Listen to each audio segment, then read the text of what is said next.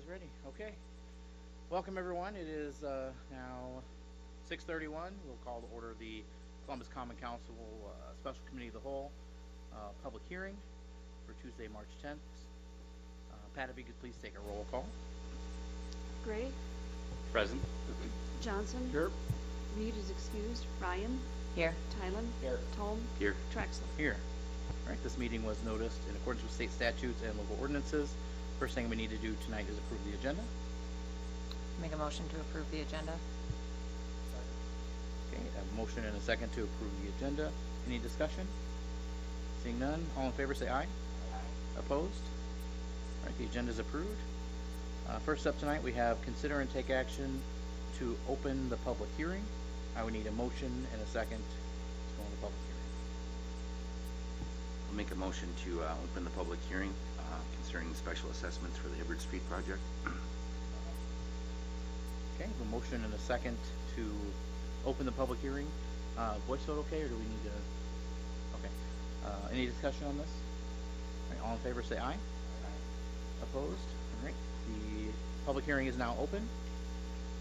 First up, number 5 is hear public comments on report of city engineer on preliminary assessments for 2020 Hibbard and Turner Street and utility improvements. So I had 2 people signed up tonight. First up, I have Justin, is it Meyer, sorry. 660 Hibbard Street. And then there is a little talk icon, a little face, a little microphone there. There you go. Good evening. I live at 660 Hibbard Street, as noted. I just have a few questions. I noticed in the front of our pamphlet that we were sent out that the 25% of the new sidewalk does not include intersections. Does that mean that we are not assessed at intersections, or is that assessed at a different? Because my property has a 35-foot road across it, and I'm being assessed for my total 250 feet of frontage, even though there's a 35-foot road across the street from me. And then the storm sewer, I guess I just had a question of how we're being assessed for that, because I guess what I thought that should be part of the road's infrastructure, like the water and sewer lines, since it's benefiting the road, not because we don't tie into it at all from our houses. So I'm wondering how that got put into our assessments. Another question I have is the curb and gutter. I have a 19-foot driveway, which we're getting new driveway approaches, and the curb and gutter would not be getting assessed through our driveway. Again, they assessed me for all 252 feet of my frontage. And then I have approximately 10 feet that go around the corner towards Brevity on the intersection there. That would also be part of my 252 feet that I'm getting assessed for. And then I asked in earlier meetings if I have kind of a weird lot where there's a bunch of arborvitae trees planted, and the lot next to mine actually looks like it should go with the next house. And I addressed earlier that it's kind of an unusable space for me, that if I could get that assessed at a lower rate, just because it's kind of a hassle to mow, and we don't really use that space in front of our house at all. And then my last question was, how many years we have to pay for this, if it's something that's got to pay 3, 5, however many years we have to pay for it, because I'm being assessed at $8,600, and that's a lot of money for my family. So thank you guys for your time. Thank you. The questions we will address when the city engineer comes up later. We'll go through those questions. I tried to write them down as fast as I could, so if I do miss one later, just raise your hand up and let me know, and we'll review it. Thank you, Justin. Next up, I have Bob Moda, 344 South Charles.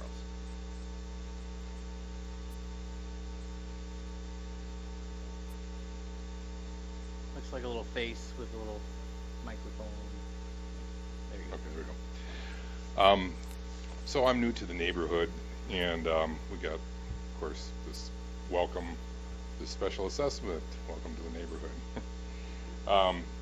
I'm not denying, obviously, Hibbard Street needed to be redone and all, but this is going to be, this is actually the back of our property. We front Charles Street, and Heidi here actually has a property just like ours, where Hibbard Street is the back of our property. The way I see it, you know,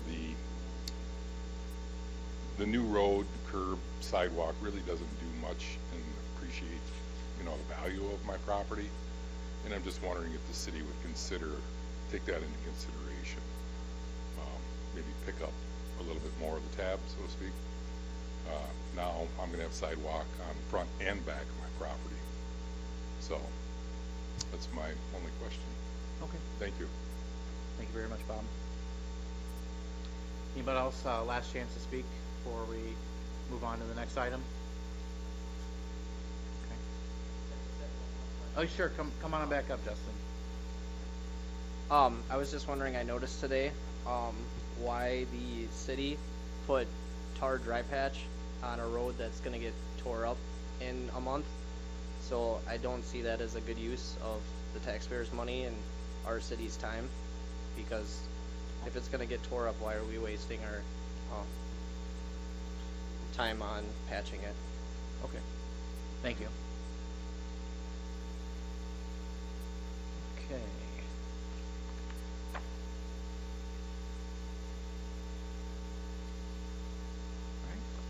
All right. So what I'll do now is I'm going to announce 3 times that giving anybody the opportunity to speak, and then after 3 times I'll close the public hearing. So first time, does anybody here wish to speak that did not get a chance to speak or wants to speak about their assessment on Hibbard Street?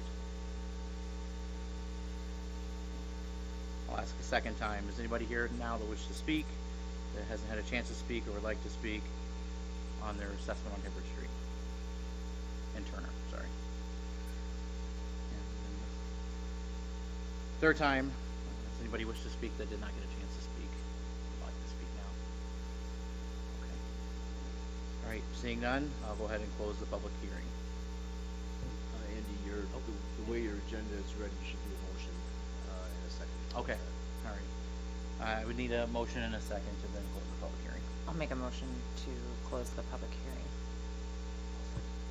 Okay, motion and a second to close the public hearing. Any discussion? All in favor say aye. Opposed? Okay, now the public hearing is closed. All right, next up, number 7, discuss with city engineer the engineer's report concerning preliminary assessment for the 2020 Hibbard and Turner Street and utility improvements. We have Jason Letha here to go over the report with us. Jason, if you want to just kick it off with just an overview, and you've done this before, you can take the lead. Yeah, so I appreciate you having me up here to kind of go through, and hopefully we can answer some of the questions asked tonight. So per your city policy, the assessment was prepared at the direction of council in the resolution that was approved earlier. With past assessments, there are components of this that help outline what was assessed and why per the policy. So in the front of your assessment, the resolution that you previously approved in November was included. That gave us the authorization to prepare this. And then after that, we do have the bid prices. Now, these are actual contractor pricing. And I'm not sure if everybody in the audience was aware, but we did open bids on February 19th, and then we updated the assessment with the current bid prices, which was the selected or low responsible bidder. And so those were very close to the initial estimates that we had in here, but so that first section in the assessment does include the most recent information that we have available to us for contractor pricing. Following through the report, there is a section that outlines what was assessable. Again, there's a lot of bid quantities or bid items or components to the street. There's 45 of them. we are assessing 10 of the 45. And again, those primarily are the sidewalk, the driveways, the curb and gutter, a prorated share of the storm sewer, are the ones that are included in there. Then, as the next piece of the report is an explanation of costs, and again, this section was kind of intended to go over how the project was assessed. Each one of those items, there's 10 bid items, and the only reason there's 10 bid items is there's multiple items that account for the storm sewer components of the assessment, which make that up. And so there is a description in there. So I guess at this point I'll pause and see if the council had any questions about the methodology of those items and how we assess those at this point. Okay, if not, the next thing is what we call the assessment schedule. This is kind of the larger 11 by 17 spreadsheet that kind of includes all of the homeowners. Does include essentially their tax parcel, lot address, owner, mailing address, the street, the frontage, and again, the frontages are all derived off of the platting and county information and the legal descriptions for the properties. And then from that, there is the preliminary total for the assessment. And again, at this point, we call it preliminary just because we'll finalize the assessment after construction when we have the final measurements for these items. Right now, everything's based off of design estimates for the quantity, but we do have the actual costs. And then, so if you follow across that table, you see the driveway aprons are assessed at 100% of the homeowner's share. Keep in mind, there's obviously several property owners that do not have driveways on Hibbert, so those are obviously lots that may have driveways off side streets, or I think the individual indicated that their access comes off of Charles, which is the front of their house. So there are several people who don't have driveways that are being assessed. The curb and gutter, that is assessed along the frontage of each lot. And I think maybe to answer one of the questions I had heard, the curb extends through the driveway aprons. So we do assess the curb for the full width of the lot. It's just a depressed curb, so it doesn't have a full curb head on it. But to the contractor, the cost to put in that depressed curb or driveway curb is the same cost as the full head curb. So at this point, everybody's curb is really assessed off of the cost times the frontage length. The new sidewalk, there is a component of new sidewalk through the driveways. So that's assessed at 100% to the property owner. Again, that's past policy. That sidewalk is calculated based off of the current width of the driveway as it is today. No. This is, we had the public hearing. This was the opportunity to speak. The address is wrong. What address? Sorry, the address is wrong, and I don't have any store Well, or water coming from Hibbert Street. I'm sorry. So Jason, please continue. So the driveway, the sidewalk through the driveway is assessed at 100% of the cost for the width of the driveway as it exists. If property owners choose to widen their driveway or change that during construction, we'll obviously update that. Then the new concrete sidewalk is it's all the sidewalk minus the driveway sidewalks that were calculated, minus the intersection sidewalks. So everything from the property line to the property line, the width, as a sidewalk crosses the right-of-way, there's some ramps that come out from the edge in the right-of-way. That's not accessible, so the city picks up 100% of the cost of that. So basically what the balance is, after we subtract those sidewalk ramps at the intersections and we take out all the sidewalk through the driveways, the balance of that then is what the total cost is calculated for the property owners. And the way we do that is we take that remaining sidewalk and we assess that. Again, we're assessing 25% of that remaining balance to each side of the street, and then the city's picking up 50% of the cost. So that would be the 25% of the cost of the sidewalk to property owners. And then the storm sewer component is assessed based on the tributary area. So the way we've done this historically, and the policy that the council has had, is that The storm sewer is assessed at 15% of the total cost. So the city picks up 85% of the total cost, the residents pick up 15% of the cost. And because of the storm sewer in this particular project there's 3 particular areas of the project that drain to 3 independent storm areas. So there's a storm sewer by Dix that connects into Dix Street that drains the first several hundred feet of Hibbert Street towards Dix. That's considered one drainage area. And that'll benefit, obviously, those lots in that first 300 feet. So we kind of isolate that area and say the cost for that storm sewer benefits those properties because the water obviously gets into the storm sewer, it gets into the street, gets into the storm sewer, and carries it away. So then that cost is divided amongst those property owners in that storm basin, just that kind of isolated area. Then we kind of jump to the middle, which is a larger section, and there's more properties, but there's more storm sewer costs. So we look at the properties that benefit from that middle section of storm sewer. We add up the cost for all that storm sewer, and then we divide that, again, 15% of that total cost back to the property owners in that middle section. And then we have the section over by Maple Street, which is the third section. And again, that's kind of, again, there's storm sewer costs associated with that and benefiting property owners. So then obviously the cost for that storm sewer is then divided amongst those property owners. And there's some maps that help support this in the back where you can kind of see the properties. We kind of color coded it and shaded it that kind of show which property owners are in which section, in which storm sewer obviously carries water away or benefits those properties.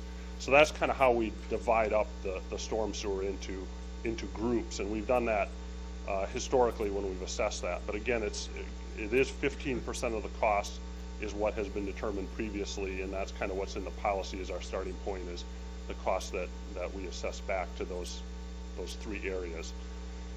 So that's kind of how you see, there's obviously a varying cost there, but again, it depends on which area you're in and which, the size of your lot. So that's the schedule. I guess that's the nuts and bolts of the report. There's obviously each one of the components that I talked about, the driveway, the curb, the sidewalk, and the storm sewer, all have supporting spreadsheets in the back that comprise, and that information is a little more detailed and broke down, but then that's all pulled forward into this kind of schedule, this assessment spreadsheet here.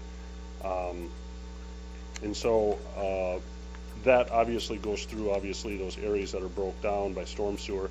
And then there's some maps. The parcel maps that show lot numbers and frontages are in the back, and then the map that shows the 3 different storm sewer areas are also in the back. So that kind of comprises the report. I know I went through it fairly quickly, and some of you obviously up here have seen these assessment reports before, and I know some of you haven't, so I'll be more than happy to try and answer some questions, or if there's concerns or comments. And then obviously we can, if I haven't answered any of the questions, we can circle back to the questions we had earlier from the public too. Okay, so can you just explain to everyone, how I think Justin had a question about how his property is being benefited by the stormwater, the storm sewer. So again, we kind of go back to this idea of stormwater as it runs off the property with the new storm sewer system in place will run off of your property into the street, into the storm sewer, and will be conveyed away. So we call that a benefit to that property because there obviously is a new sewer there that now will contain and whisk that water away. Now where, it's arguable that the water probably drains away now, but there's some ditches and some other things there that, slow it down and contain it and maybe not as efficiently remove it as a storm sewer would. So with that idea, that's how we determine the benefit to the property is that, the pipe is installed to remove that water that drains off of the yards into the street, so. Okay. Questions for Jason from council right at this point?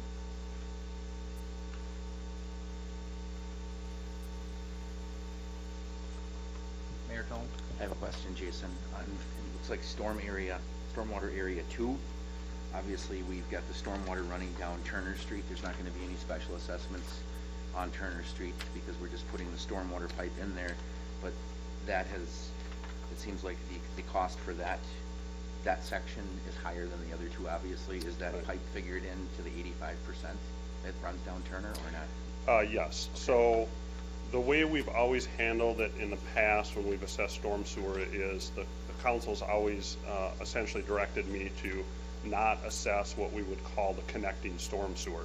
So when we were on North Water Street, we had a pipe from the road to the mill pond that went through an easement. That wasn't accessible because that was assumed that that was benefiting everybody and it was benefiting, the roadway to carry that water away. So in that connecting scenario, and I deem this as connecting as well, the pipe from Hibbert to Turner is basically the water's all collected and it's gathered at that point. It's just the pipe that's carrying it away at that point. So we historically haven't assessed those connecting storm sewers, and obviously, in this case, it would dramatically increase the cost for that area number 2 if we did have that included. So we kind of felt that was appropriate to be consistent with the way we've handled it in the past.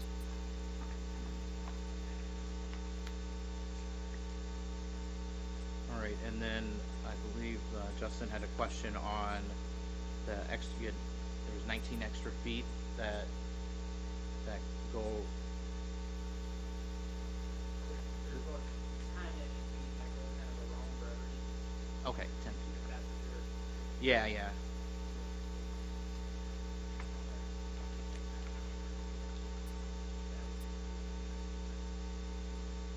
I don't believe it is.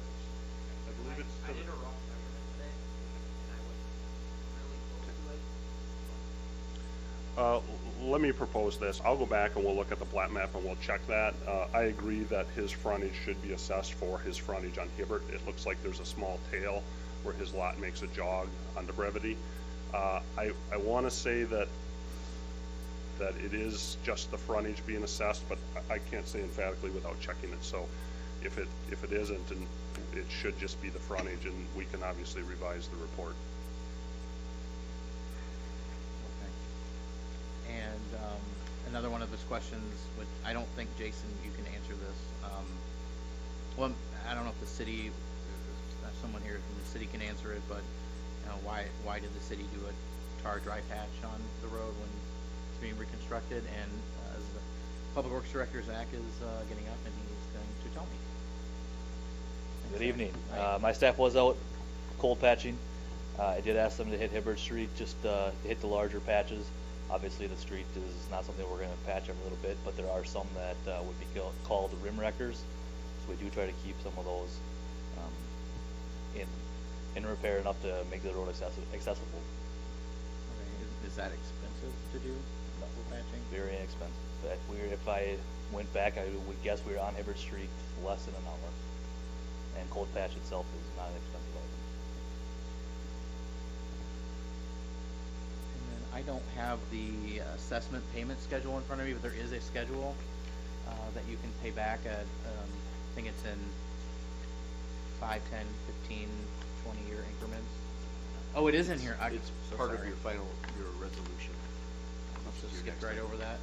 Okay, so between $1 and $2,000.99, it's a 5-year, up to 5 years to pay it back. $2,001 to $6,999.99. You have up to 10 years to pay it back. $7,000 to $999.99. It's 15 years, so that's where yours would fall in there. And then if it's anything over 10,000, you have 20 years to pay that back. Oh, absolutely. Sorry. Is there a particular dollar amount? I'll go through all of them. Okay. So $1 to $2,000.99, 5 years. $2,001 to $6,999.99 to 10 years. $7,000 to $9,999.99, 15 years. Anything over $10,000, 20 years.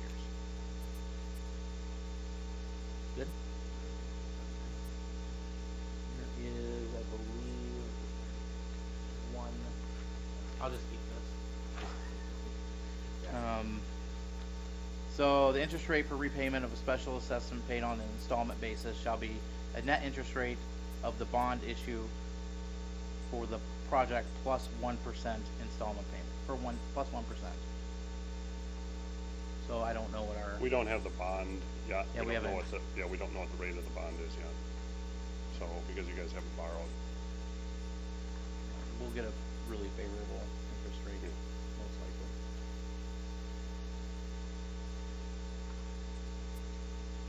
I better keep this.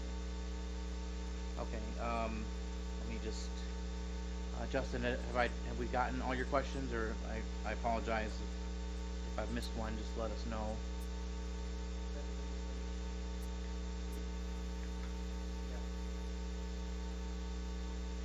Mike, go ahead. I thought you might have asked a question about the storm sewer and how it was assessed versus like the water and the wastewater. So I know that the water and sewer and everything is picked up by the city because they know you're redoing the water line. I was just wondering, and he kind of covered it, how it affects our properties, that was more in my head as infrastructure instead of beneficial to the homeowners. Seeing as I'm on the downhill side, so I don't get as much water as like uphill side. One thing I just wanted to add to the question, just so people understand, is with the water utility bonds separately for that through revenue bonds. So and the wastewater is under the city, but it's also a separate utility. Unfortunately, in a city our size, we don't have a stormwater utility. I wish that we did, so we could treat that separately, but it all kind of falls into the project under the streets. So I hope that helps.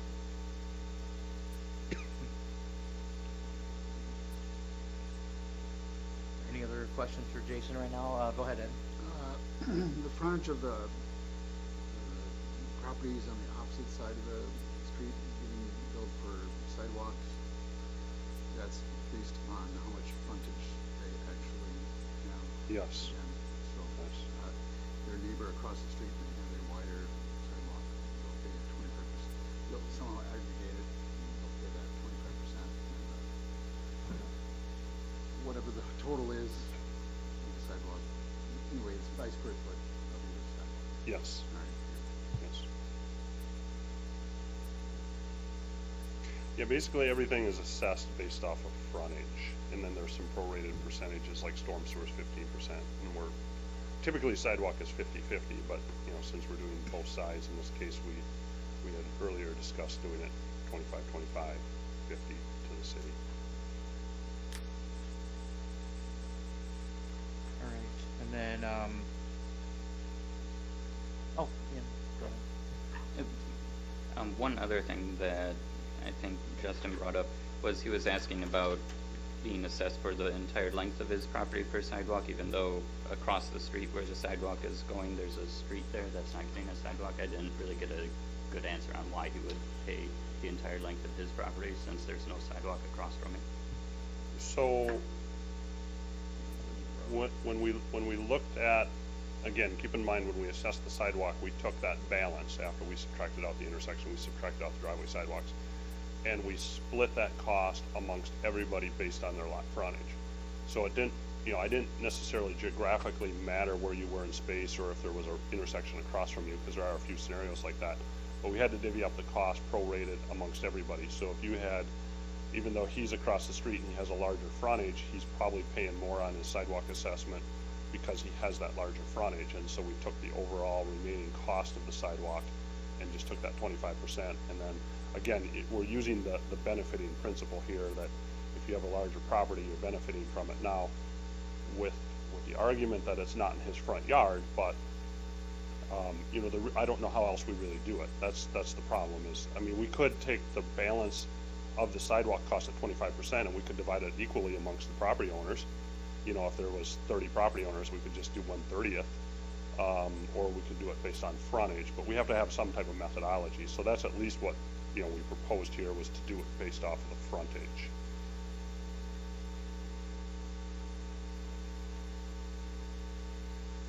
Anything else on that? In prior cases, the other person, Mr. Motif, has a property, he's getting a sidewalk on the back side of his property. Is this situation existed before, and have we had a policy for it? I don't know if it's a question for you or for the council, if anyone knows if we've had this example before. I am not aware of doing this. I've been here for 13 years. I've probably done a half dozen assessments. I do not believe we've had this scenario. So I don't know if there's a policy in place per se that I'm aware of. Does anybody else up, Mayor, you in your 7 years, right? 8 years? Nothing. Okay.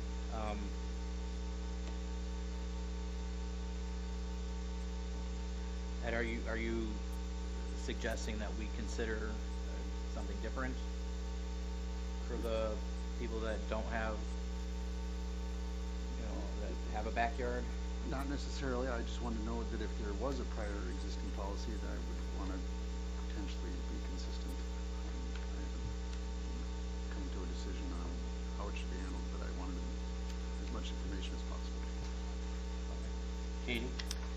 I know at one of the previous meetings, we kind of discussed this, and I asked about, on Park Avenue. There's a lot of houses there that have backup frontage to a sidewalk. And I just asked who maintains those sidewalks, and I was told that the homeowners do.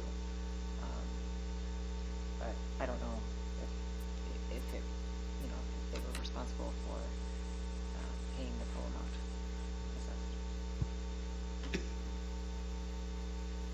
Ian, sorry. Yeah. I mean, as far as my opinion goes on this, I think the homes where it is going through their backyard, especially a couple of them, the Motives property is one of them, where it is going to be difficult to access that sidewalk. They are going to, could potentially be detrimental to value of their home, and to remove snow, it's going to be hard. I don't think the city should assess them anything for a sidewalk that is more harmful than good to their property. And that's not the only property I feel that way, but that's the only one that was brought forward today.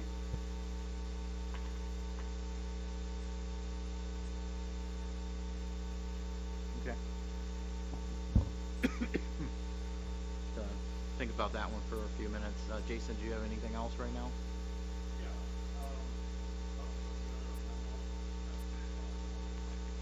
Presented with the reports to you guys, just to kind of give a little more background.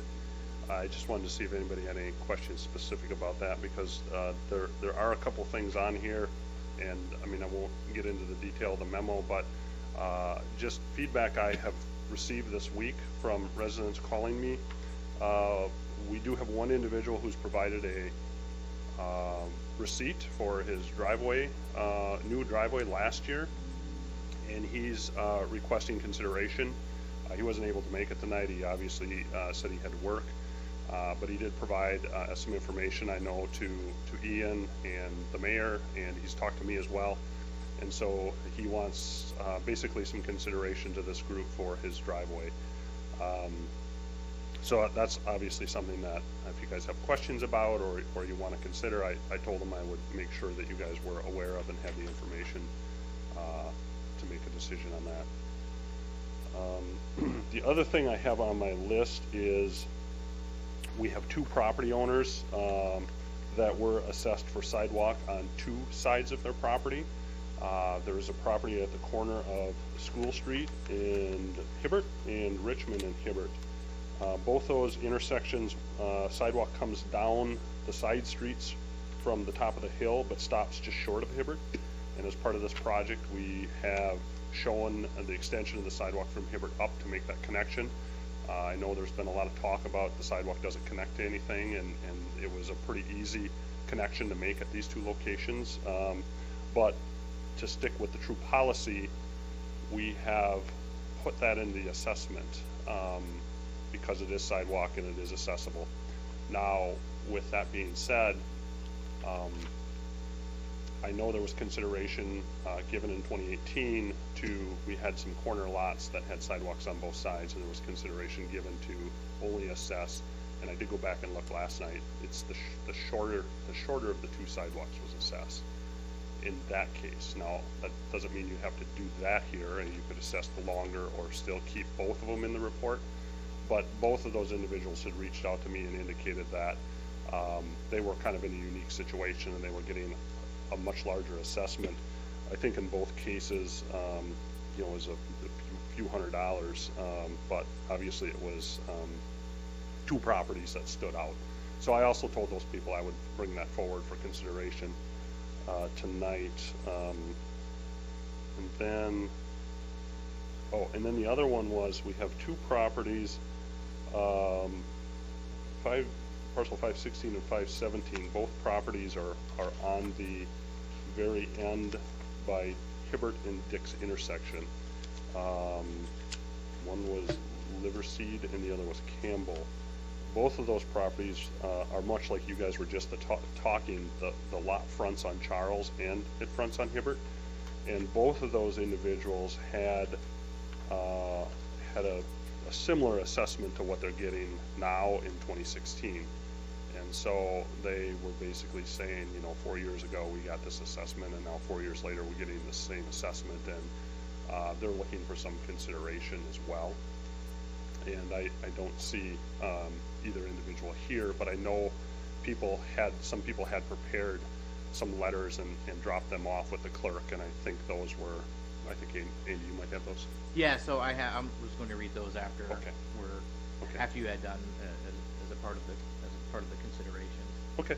I just want to make sure that you guys had all the information that I was getting fed by the homeowners and the requests for consideration on those few things as well, because especially with those dual frontage lots, that not just the cost for that assessment, but then tying back into, you know, a couple of these lots having a prior assessment 4 years ago, similar to this. So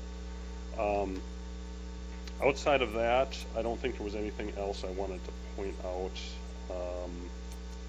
on that memo. So I think that covers everything I had for you tonight.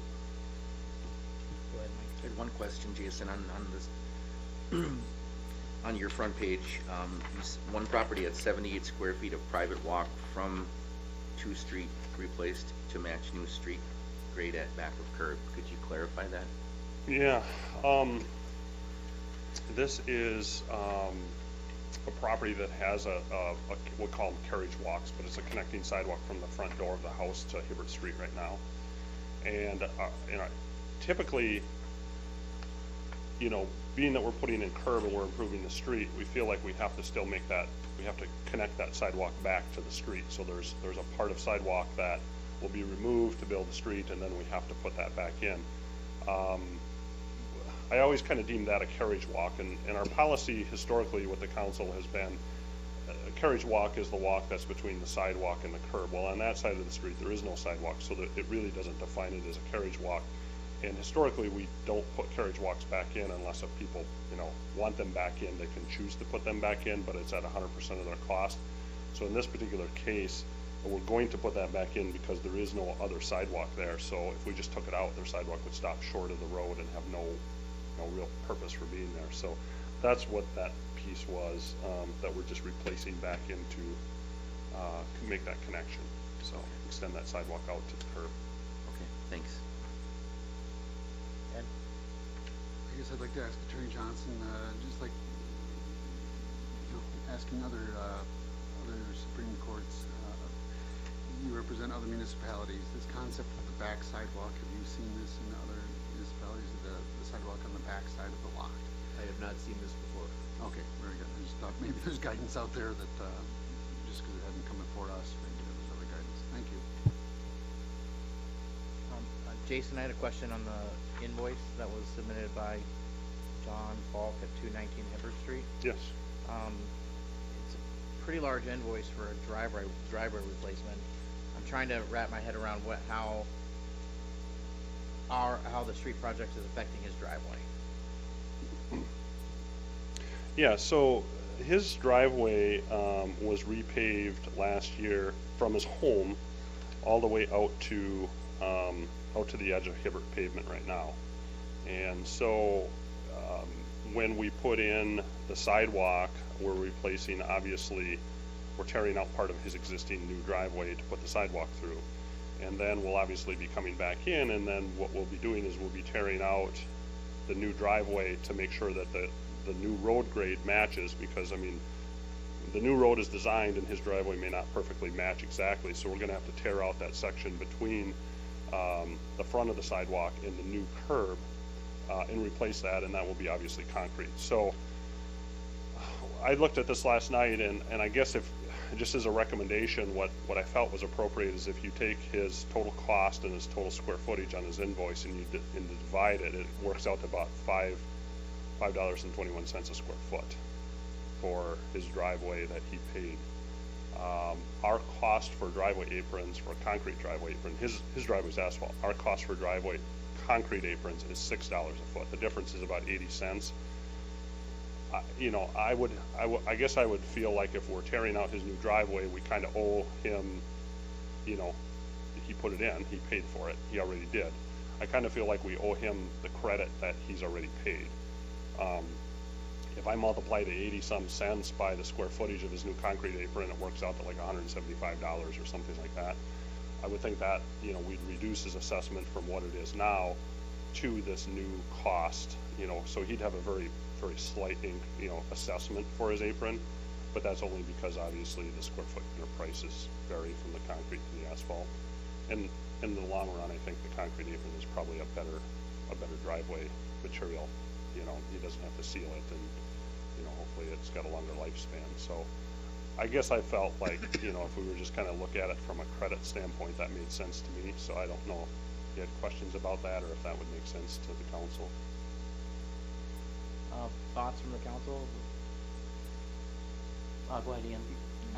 I would agree, that sounds quite fair, and I don't think we should make him pay for his driveway apron when he just had it installed. But we are upgrading his driveway apron, so I think 80 cents a foot for the difference in his assessment going down to barely over $100 because of that would be fair.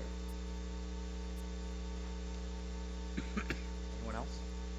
I agree too. If you could get us a dollar amount, just so we could formalize it before the end of the meeting, Jason. I guess what I'd like to do is just, based off of the numbers I have right now, it's $174. Now, keep in mind that his square footage might change a little bit with the final measurement. So, I mean, if we just said his assessment was $174, you know, if his square foot increased 10 square feet or decreased 10 square feet, he'd have a little bit of cost savings at the end. So we can true it up at the end, but right now it's $174 is what he'd be assessed once we apply that credit based on what he's paid for his current driveway. Now, the only other thing, I just want to point this out. I have to double check, because when we talked today, John said that his driveway is 24 feet wide. My staff measured it and told me it was 20 feet wide and 24 feet at the curb. He looked at the width of the sidewalk, which is further back from the curb, which should be 20 feet, which my staff measured. But he argued that it was actually 24 feet wide, so he wanted to get credit for that. And I said, we just have to field verify that, because I can't emphatically stand up here and say he's right or we're right. I need to go back and double check that. But I think what's in the assessment should work out. But I think the principle of applying the credit, whether the numbers change slightly, is what I would look for approval for if you're interested in doing that. So. Anybody not interested in doing that? I'm fine with it. I think it's fair. Okay. So Jason, you can get us a better number by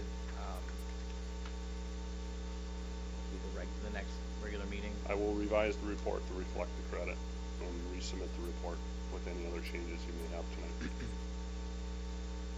Excuse me. Anything else? Katie, go ahead. I just wanted to say that per Jason's suggestions of the couple of properties that have double frontage on the corner lots,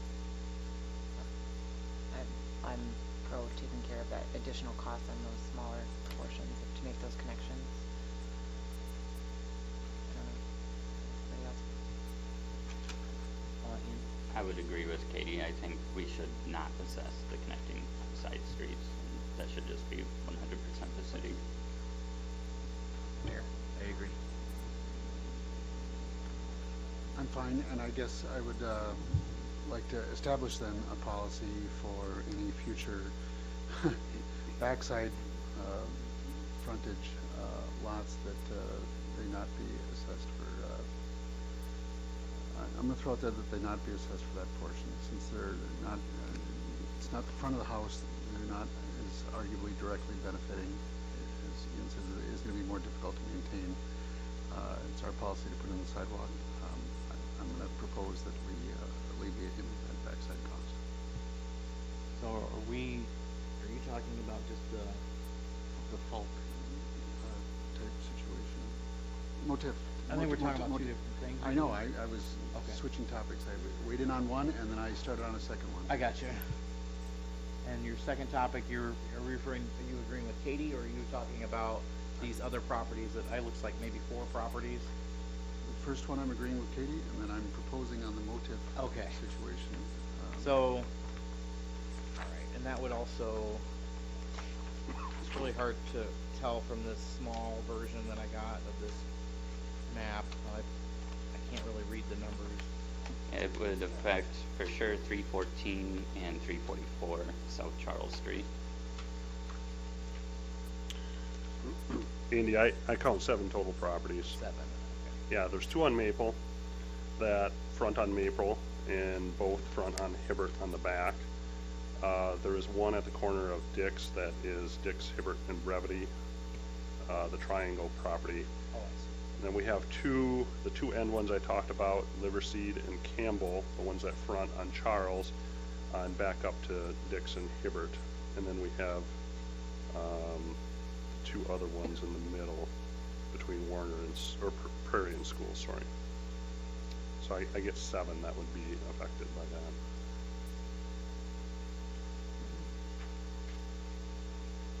Well, Ed has proposed that.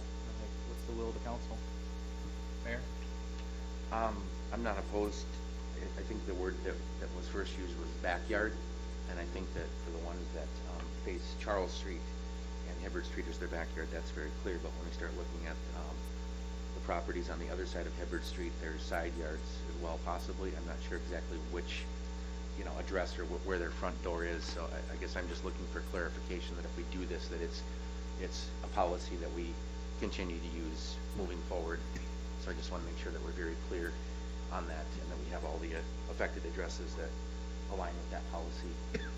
Oh, sorry, we got one more. We got Robert in the middle between Chapin, Turner, and Hibbert.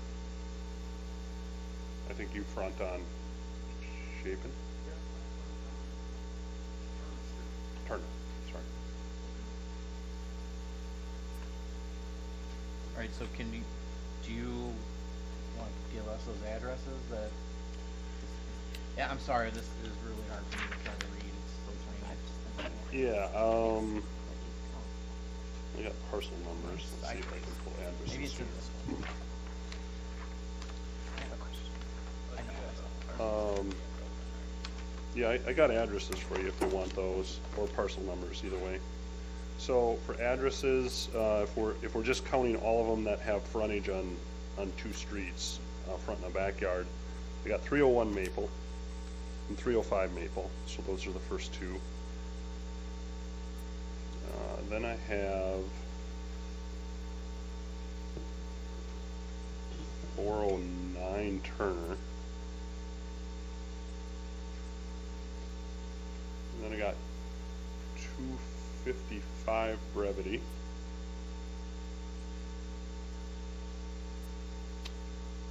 And I got 856 South Charles, and 838 South Charles. Then I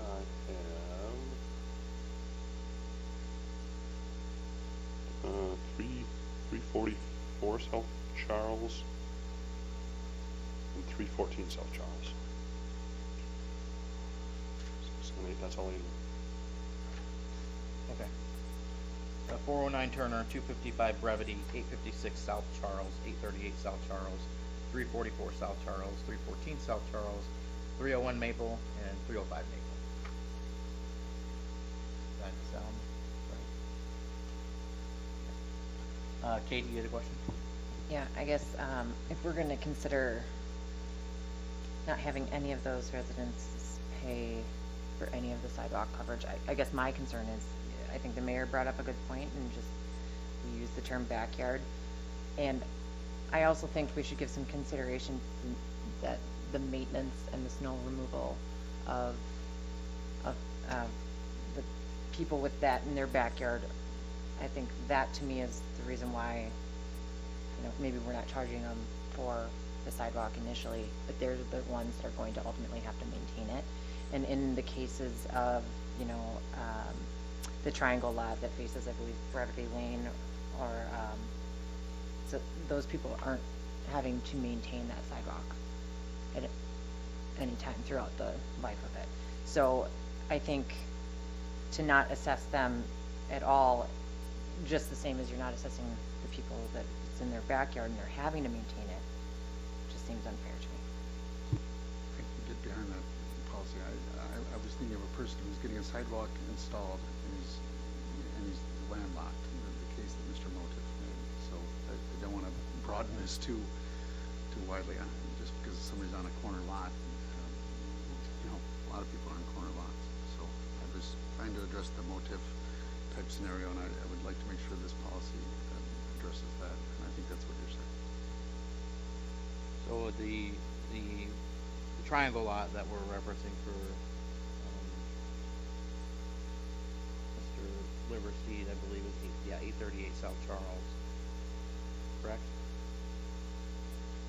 Or this is one different one?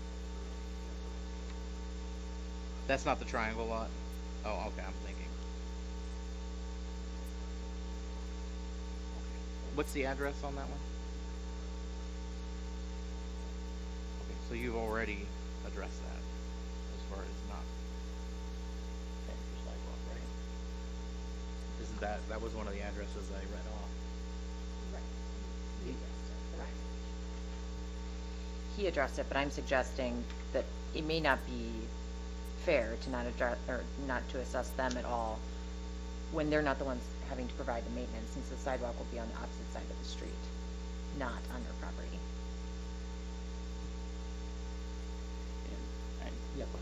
I understand what Katie's saying, and I mean, it's hard for me to justify assessing a lot of these people for the sidewalk, but in that respect, the main reason that we're looking at not assessing those properties is because it's a hindrance, and it's not a hindrance to the other people. So it's, I understand that, and that does make sense. Ed? Do you get what we're saying? Yep. All right, good. Yeah, I don't believe that we're, I think we're trying to set a policy here at the wrong time. I think there's other addresses in here. 231 Sturgis Street does not have frontage. Their front door is not on Hibbert, it's Sturgis Street, but yet that's not on the list to waive the sidewalk assessment. I think we're just gonna keep opening up a larger can of worms, I guess. To be fair, I don't think, that was just Jason's suggestions that weren't facing, it didn't have frontage, correct, Jason? Well, they have frontage, but they don't. Or don't have sidewalks. We're talking, this started with backyards, and then if you're talking about backyards, we're talking about side yards. It becomes a bit more. Yes, their front. Yeah, Their front of their. Right, I made an analysis based on, I'm not quite sure which way everybody's front door faces as I stand here tonight. I'm only kind of guessing off the map from the addresses and what I see. So the mayor's right, there could be additional properties that if we use the rule of thumb of applying one thing, and I go back and update the assessment, I'll have to cross-check that, and there might be a few people that are affected by the decision you make too. So I can always, if you guys give me some direction, I can always go back and look at which properties are impacted and effectively you know, I have to update the assessment to bring back to you anyways with some minor changes, and, you know, we could always incorporate those for further discussion too. So, I mean, I don't know that you have to ultimately decide. In 2016, I think we came back 3 or 4 times with, here's a change, what do you think? You know, we like it or we don't like it, go back and change it again. Particularly with the storm sewer, that's how we got to 15%. It was process of elimination. I think we started at 50 and went to 25 and 15. So I'm more than happy to, if you want to at least give me some direction to bring something back so you can reevaluate it, I can certainly do that. So. Mayor? I'll just continue with what Katie said. I think that that's the right approach to at least start off in the right direction. If you have double frontage in the front and the back, and the sidewalk in your backyard is not useful to you, you're still going to have to maintain it by code. We can't change the code to delete the maintenance and the upkeep of that. So I think, you know, considering waiving those fees up front when they're put in, I think helps benefit that owner. But I think there's still a benefit for the sidewalk for everybody on Hibbert Street, and there's got to be some contribution there. But I think once we start talking about side yards and all the other things, there's not going to be much of a contribution at all, just because of the makeup of this particular neighborhood. But I like your proposal starting there.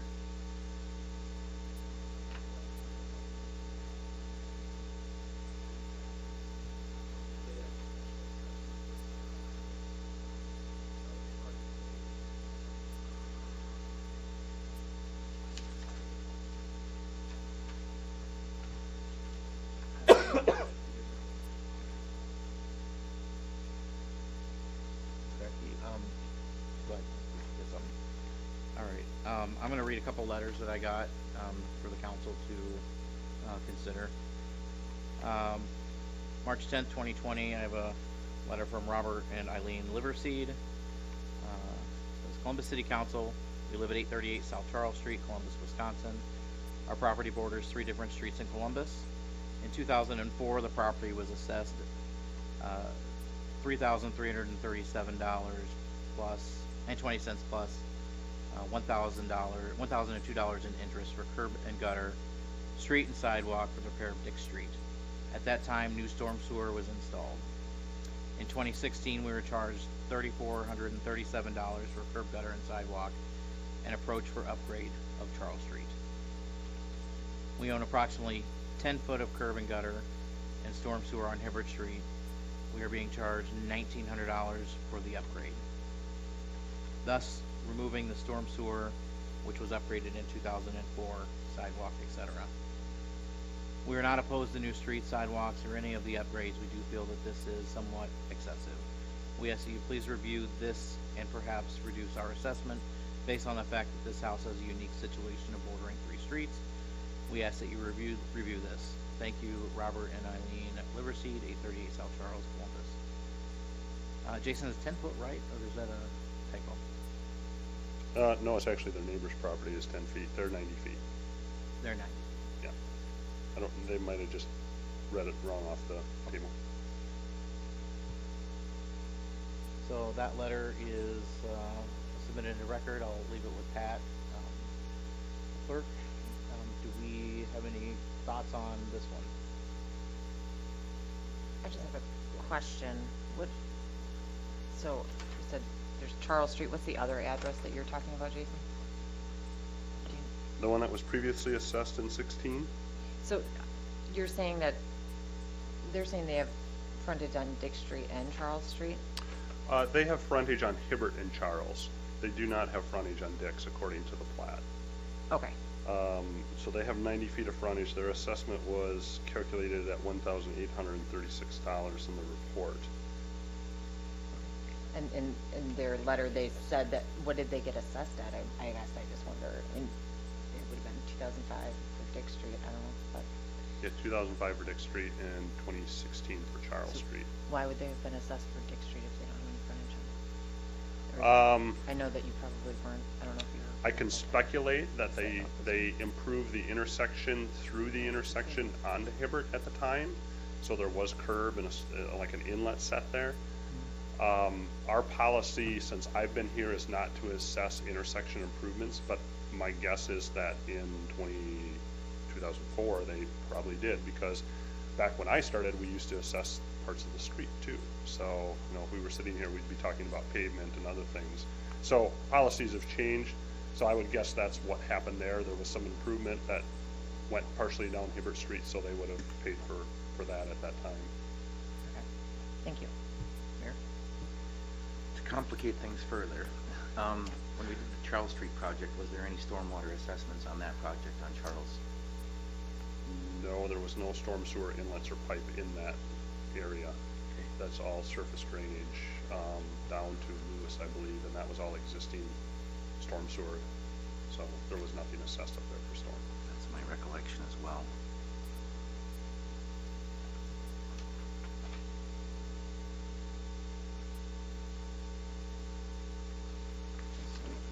So Go ahead, So- Ian, sorry.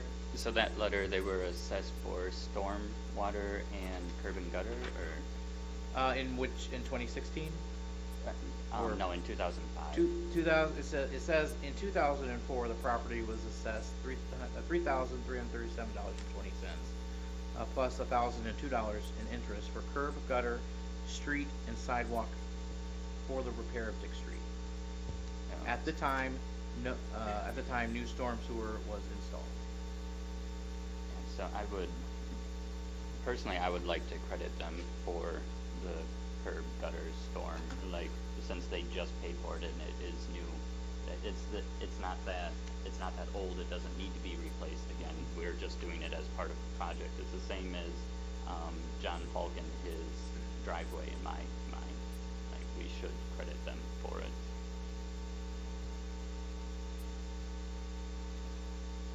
Mike? I think the difference between Mr. Falk and Mr. Liverseed, and I wouldn't have a problem waiving the storm sewer amount, is that it's 15 years ago. I think if the city's gonna set a policy where we don't want to, you know, assess people over and over again if they're living in a part of the neighborhood and they have frontage on 4 different streets, I think we need to think about what policy we're setting. I think with John, he did the work last year, he submitted an invoice, and we have clear indication of what he spent, and so Jason was able to break that down for us per square foot. Without having the actual assessment from 2005 in front of us, we don't know what they were assessed for and what they weren't. I wish that we had that, but 15 years ago, I think, is a pretty good cycle. I think that just the lot, and I guess in their position of having the Charles Street reconstruction, the Dick Street, and now the Hibbert, that's probably not gonna be very common when we look at the amount of streets that we have in the city, that someone's gonna get hit that often, so I'm somewhat sympathetic, but I would be open to waiving at least the storm sewer part of it. That's just my, Ed? I'll agree with that. Anyone else have a comment on that? Sounds favorable? Yeah, sounds favorable to me. and if we're doing the storm sewer for them at 838, I think 856 as well, it's minimal, it's literally $21.53, but we need to be consistent. Jason, do you have that? I do.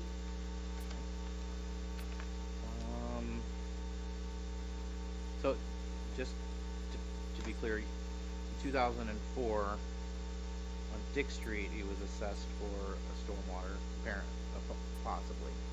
And then, now in 2020, we would be assessing on Hibbert Street for it. He's saying that we're ripping it up? So are we ripping up his 15-year-old storm sewer?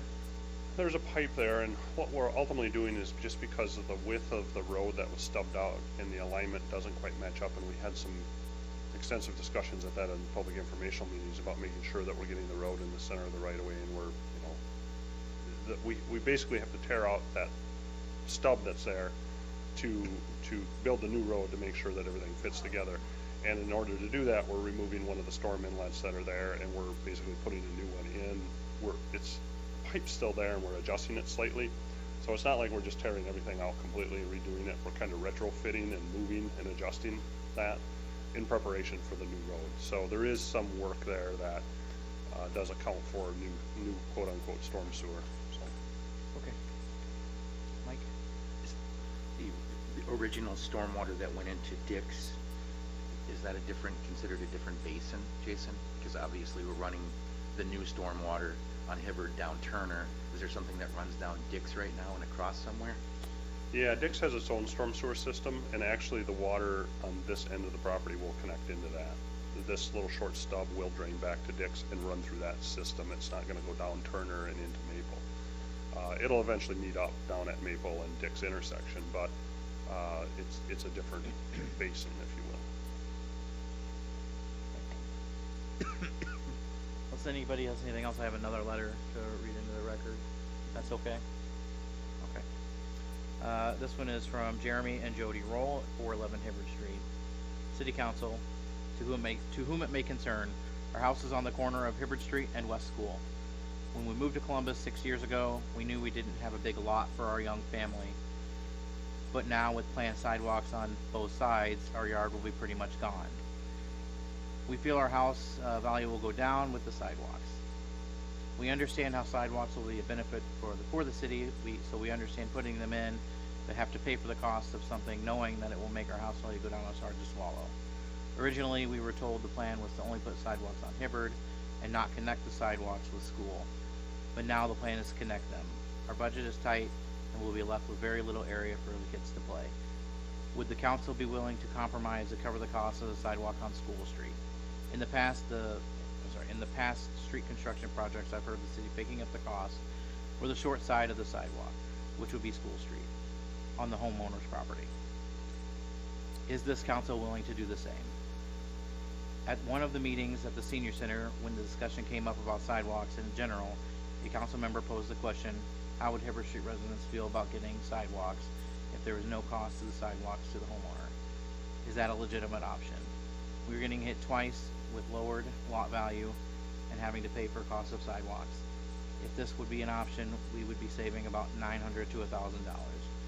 Thank you, council members, for your consideration. Jeremy and Jody Roll, 411 Hibbard Street. So I believe most of this was already addressed in your previous conversation about, you had brought that up. And we were okay with that, right? Waiving that?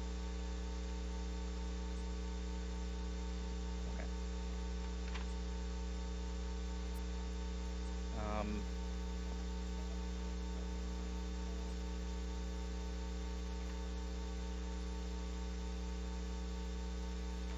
That's the tiny one.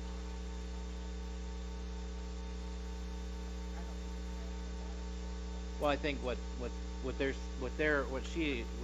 this letter is indicating is, if there was no cost, if the city covered all the costs, that would save them $900 to $1,000.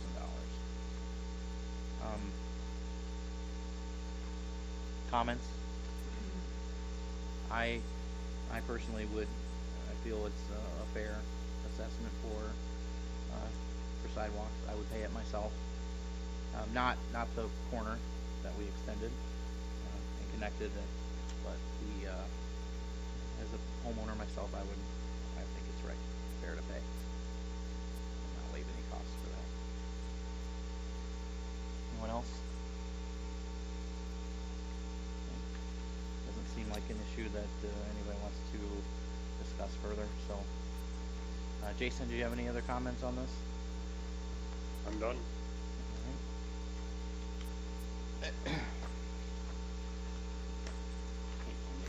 Oh, sorry, go ahead, Ian. Just one more thing, I understand the assessing everyone just based on their total frontage, not worrying about where the streets are, but I would still like to credit the buyers that are, the owners that are across from the street, that distance of the street, because there is no sidewalk there.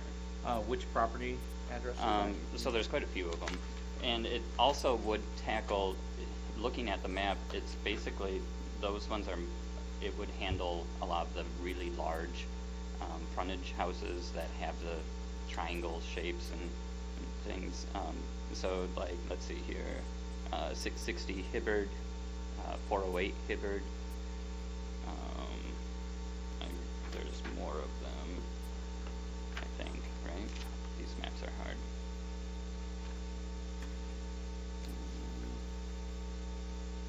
Oh, and then there's the part of 549 and 539 and 756 Richmond. Oh, 549, 539 are both Hibbard. 756 Richmond would be another one.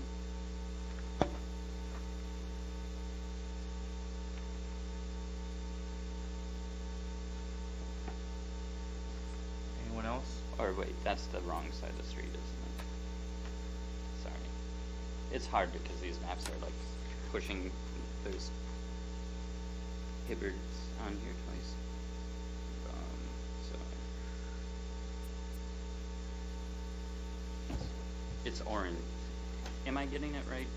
Is that the right orientation that I'm looking at? Yeah, I Okay. understand what you're saying. So the properties that have the large frontages across from the intersecting streets would be credited back the width of the street. So if they had, say, just to make it easy, 100 foot of frontage and the width of the right of way was 60 feet, they'd be credited back 60 feet and they'd pay for 40 feet.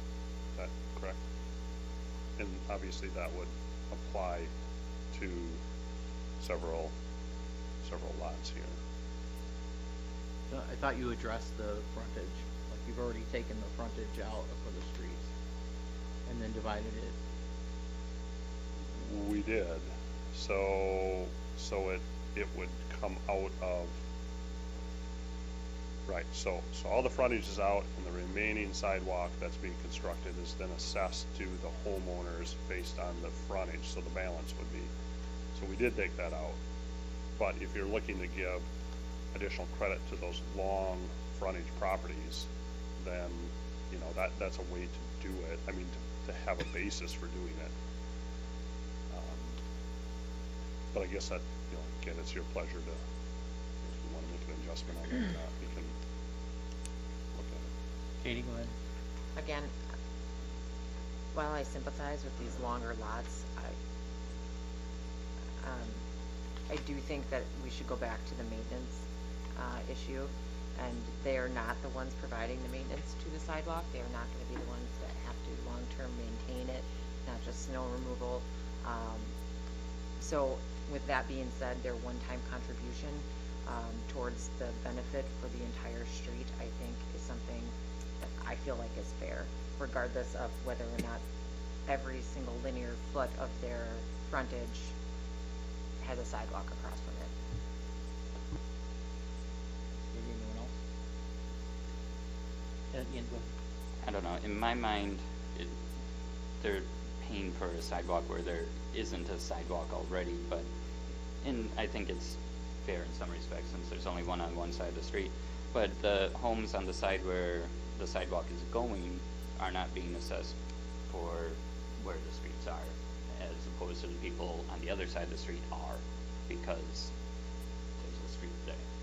So I would still like to credit back the areas of the streets, and it does affect, I mean, in a good way, it does affect the people with the really large lots, the large frontages, and I think it's a good way to credit them back something in a logical manner to help ease the burden. Well, I guess my problem with that is if we were to flip this, if for some reason we were installing sidewalks on the opposite side of the street, which I don't want to get into as far as, but I know that was talked about, it would have been very expensive to do. But in that case, if we were to flip that idea, there would be several lots on here that wouldn't pay essentially anything for the sidewalk frontage. So I think that that's kind of my reasoning, and I think that the way that Jason did it was actually fair.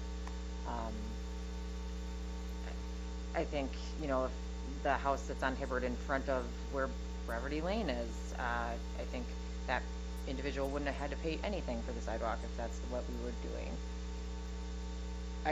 I don't think that that's a fair way to assess this. There's going to be other streets in town that we're going to redo, and I think that people are looking for some kind of consistency, and I think by doing that, it's going to be a very hard, consistent thing to maintain. Go ahead. Again, this isn't a project that we can show any sort of consistency because we're putting the sidewalk on one side and not both. But so I don't think this is the benchmark for future consistency because hopefully we are not putting sidewalks on one side of the street in any more projects. I still think that it's a good and logical way to credit back to some of these homes that are being more affected than others. And it's just a good way to make it happen, because some of these lots are huge, and a lot of their lot isn't parts that they're using. I think it's a way to do it with a logical purpose instead of just willy-nilly crediting people back. Is the only reason why I'm using the streets as the way to credit them. I understand what you're saying, Ian. I don't think every single large lot on that side of the street is going to benefit from what you're saying, and I don't think that that's necessarily fair. I don't think it's a fair way to do it. Spirited discussion up here. Mike? I would guess what I can add to that is that, Jason had to use certain assumptions in our policy to bring this forward, and one of the assumptions was that when we did Charles Street a couple of years ago, we did only get sidewalk in on one side, and that's why we did the 25%. It was really the only basis that we had, and that was still all based off of frontage as well, the benefit that there would be a sidewalk on the street when there wasn't one before. So that's the approach that we took. That's the policy that we have in place right now, and I just don't know any other fair way of kind of adjusting for the large frontage, and I don't think abandoning frontage length is a way to go about it. I don't know any other way. So the big difference is that the streets intersect in a logical grid-like pattern on Charles Street. They do not on Hibbard. So there are no houses on the opposite side of Charles that have a street frontage that would not have a sidewalk. There are on Hibbard.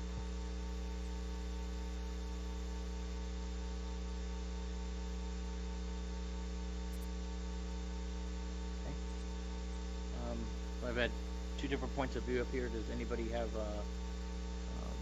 anything to add to either one of those points of view? Is there any support for Ian's side?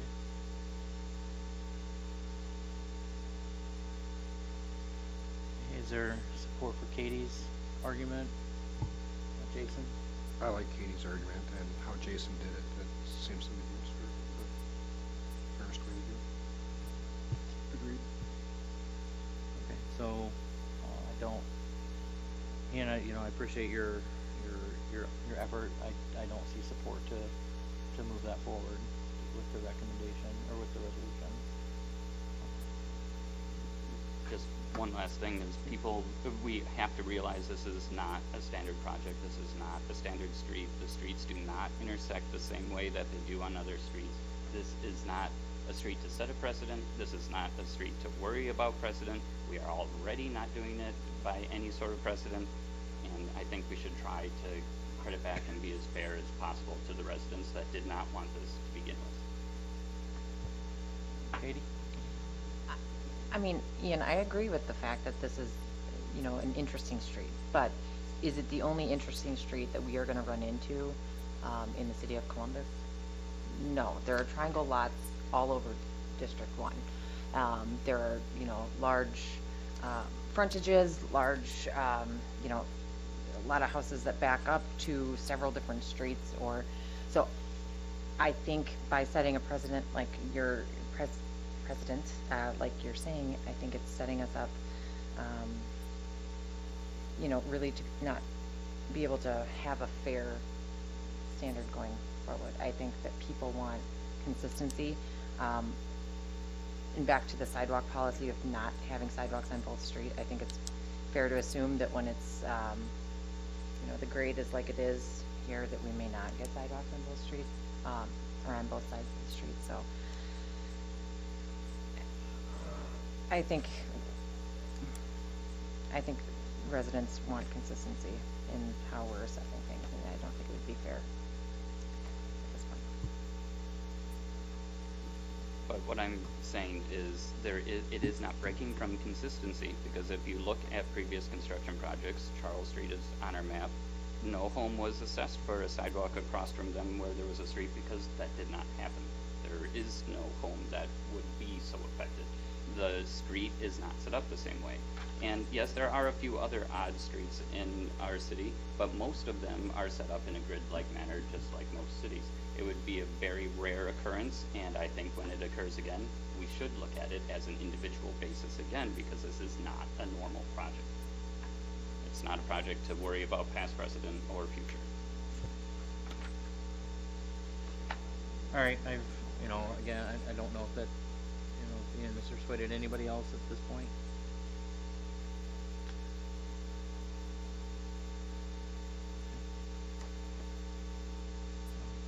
Thanks for your thoughts on that, both Katie and Ian. It's good to talk it out and try to get to a solution. Sorry,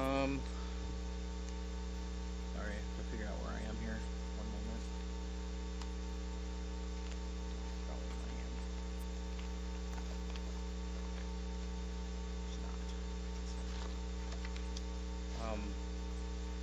So I just want to circle back to this triangle lot.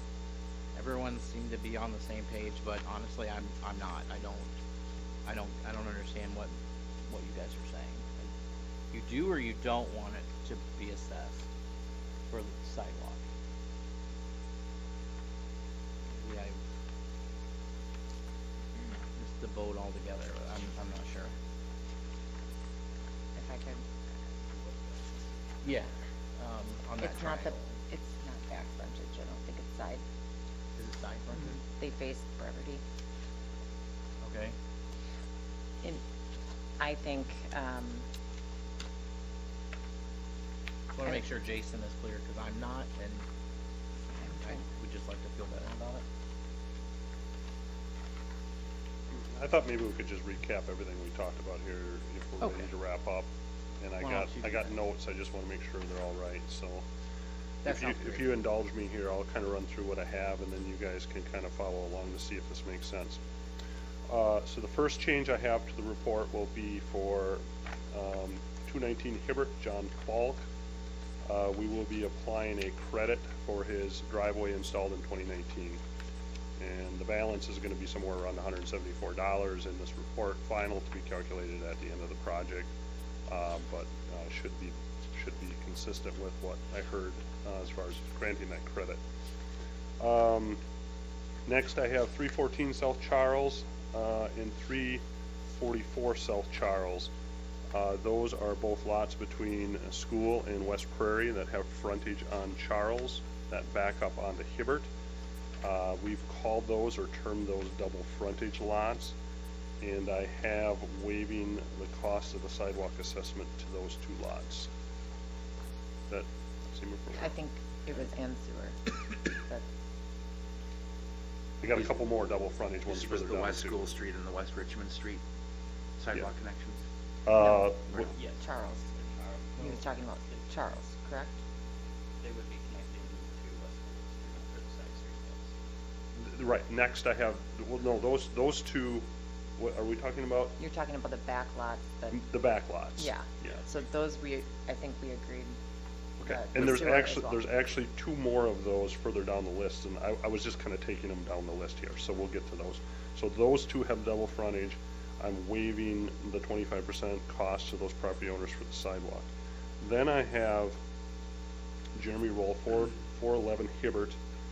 I have an adjustment to his sidewalk assessment, and the adjustment is to remove the piece on School Street that connects existing sidewalk on School Street to the new sidewalk on Hibbert Street.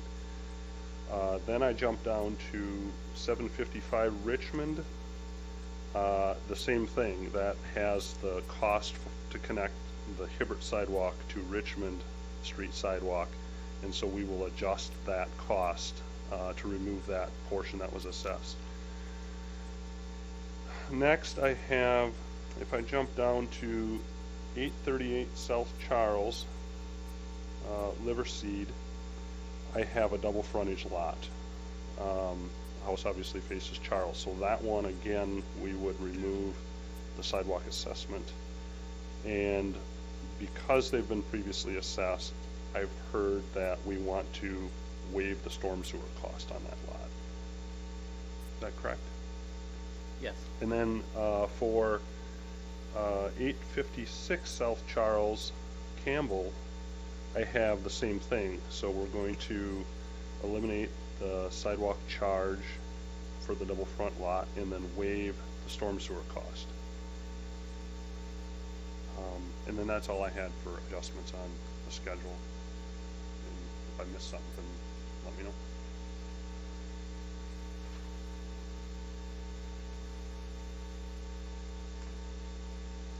How many properties was that?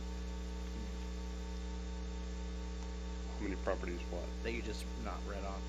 1, 2, 3, 4, 5, 6, 7 total. 7.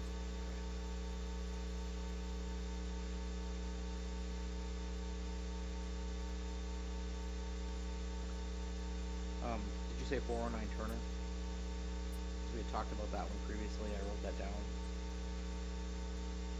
I did not include that. I don't know, I wrote it down.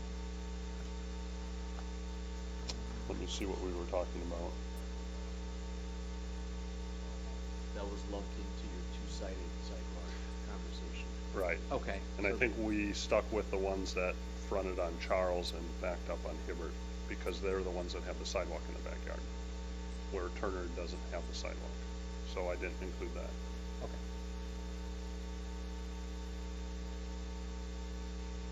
And then I had a reference to 660 Hibbert, you were gonna check on that measurement. Oh, yeah, let me circle that. Yes.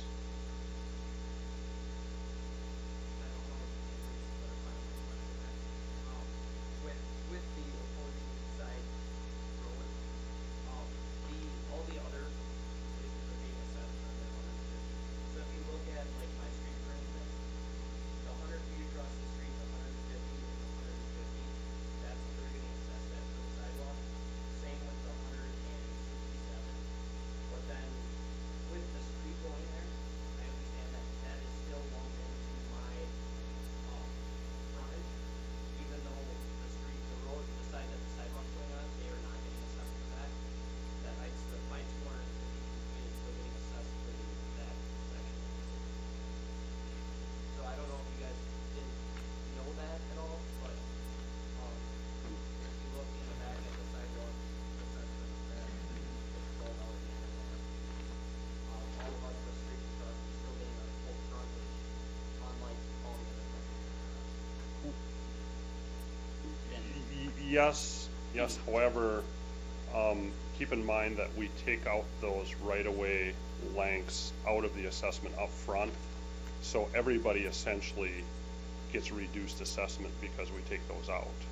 So, but that reduction of that right-of-way width is divided amongst all of the parcels. So even though we're still, when we take, I know it's hard to, when we take out the sidewalks and the driveways and we take out the intersections and we just apply what's left and then we take those costs and we divide it up amongst everybody.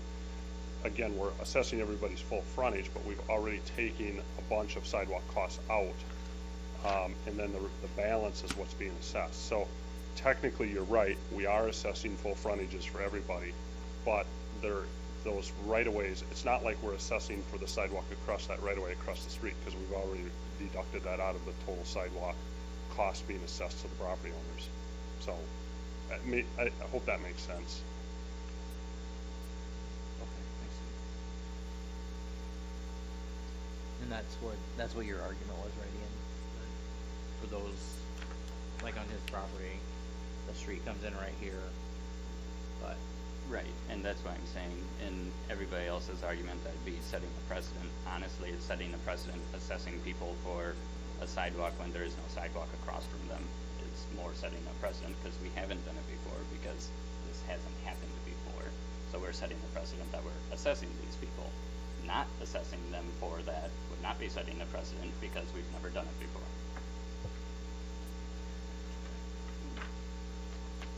Mayor? For clarification, Jason, I think it was item number 2 you had, that we were gonna be waiving the double frontage lots that were facing Charles and Hibbert, and were there a total of 4 of those properties? 4? Yes, well, Okay. That's what I got too, thank you. Just checking.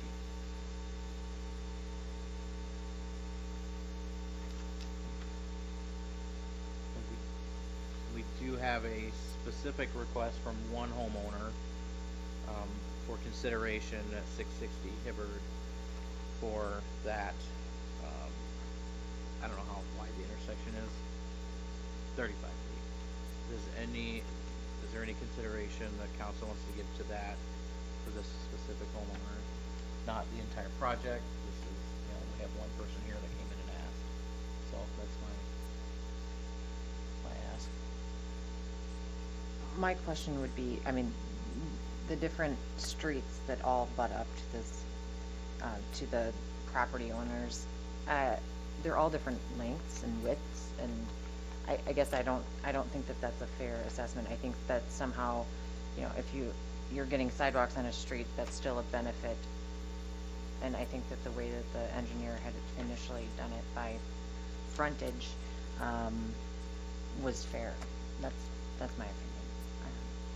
So at this point, I'm not willing to waver on that, because I don't think like it's fair when somebody butting up to Narrow Street would get a much smaller deduction or than Prairie Street if you're going by the width of that. And not to mention, the sidewalks, the aprons, all of or the aprons like the engineer was talking about are not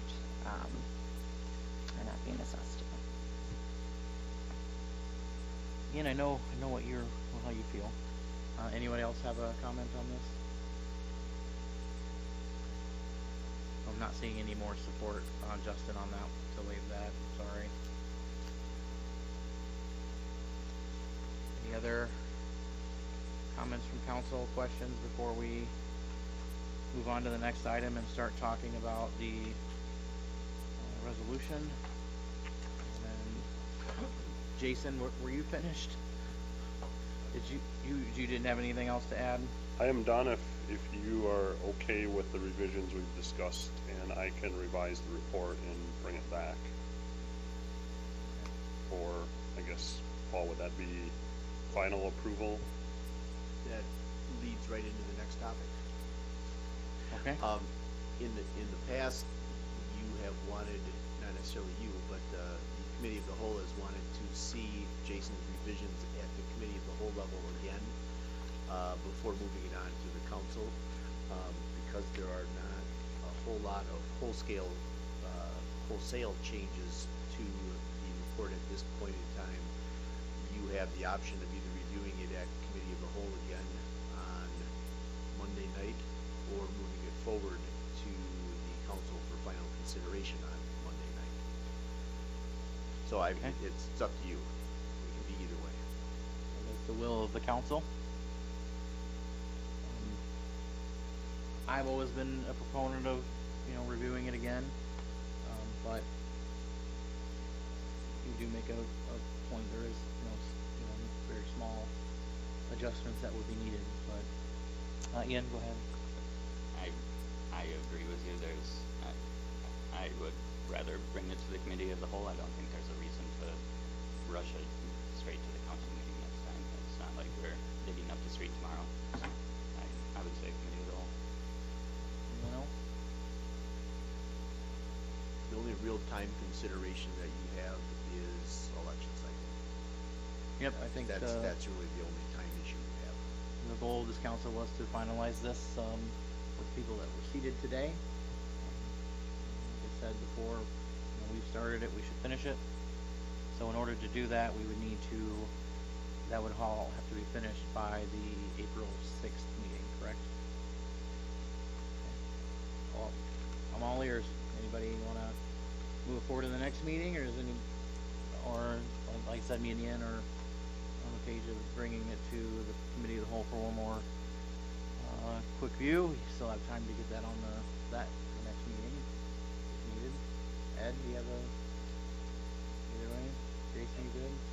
Mayor Tone? Okay. So I will bring that forward to the next committee of the whole, and then finalize it April 6th. That sound right?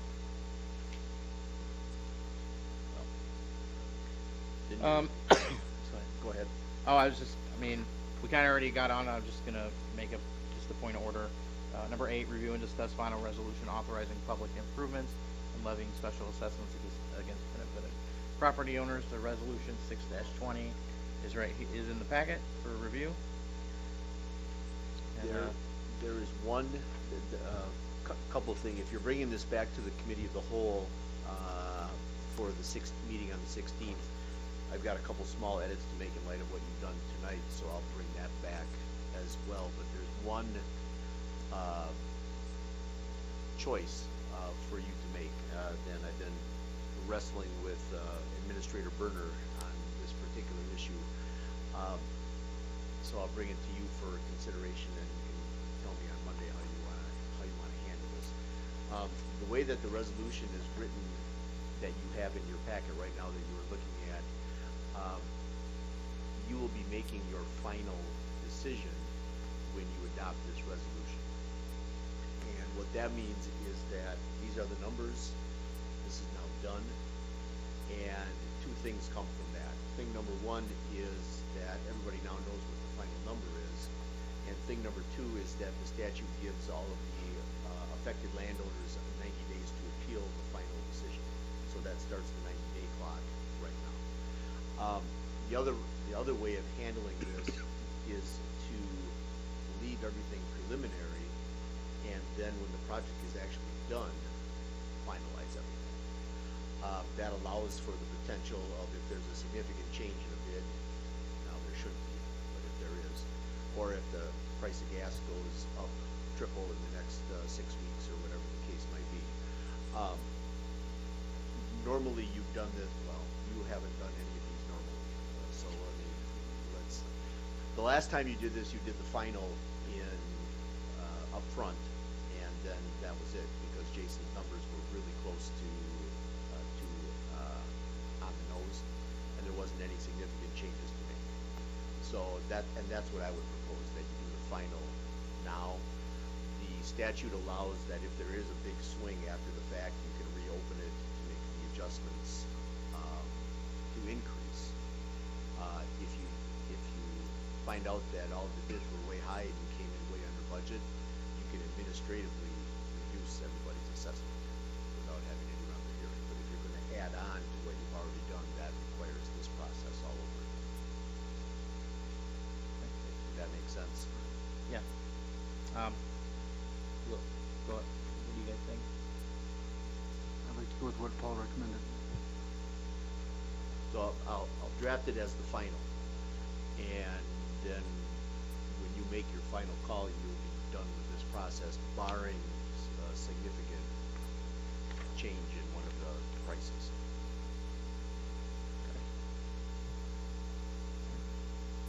So you'll make some adjustments to resolution 6-20, and you have good direction now on making it a final one.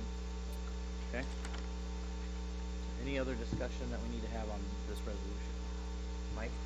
One thing I wanted to bring up, through the public information meetings and some discussion, there's been residents that have been concerned about the amount of notice they were given for the project. Even though it's my opinion that I think that we did give appropriate notice, I think one thing the council can consider doing, which we've done in the past, would be item number 5 on the resolution, which spells out the final notice of assessment and when, and then also gives the term of repayment there. I think that it is an option that the council could consider of not expecting the first payment until next year. We haven't bonded yet. I don't believe the first bond payment is due till next year, and that gives the property owners a year in advance. If they wish to prepay before then, they certainly could do to avoid interest, but I think that gives some added flexibility. But that's something I'd like to consider. And we can talk to Kim about that to verify that that wouldn't create any financial burden. I think we did that on We did that on the Charles Street projects, correct. Yes, that was also because of the timing of how everything was done, and when we did the public hearing was much later in the year. Took a long time for the project to. Yeah. You did that entire assessment backwards, but it worked fine. I just wanted to mention that if the council wants to consider that, then we can just change the date to November 1, 2021, and maybe have have Kim look at that to make sure there's no financial impact on that. I would be in favor of that, absolutely.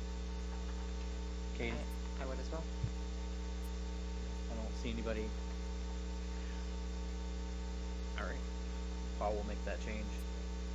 And then, we'll find out from, Finance Director Manley if there's any major issues we need to consider with that. I feel like we did it last time. It was fine. I believe a lot of people came and just paid it. Most people paid it right away, just to get it off their books, so. I'll make sure to follow up with Kim now Okay. with an email tonight. Excellent. Any other questions, council?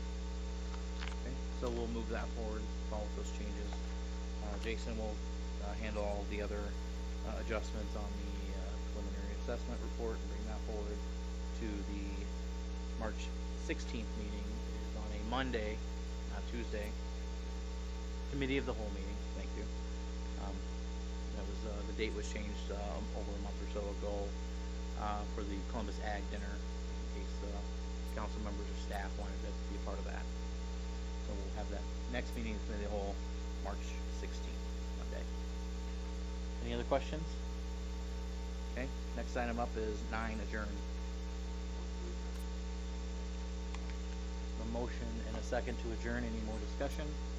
Seeing none, all in favor say aye. Aye. Opposed? We're adjourned.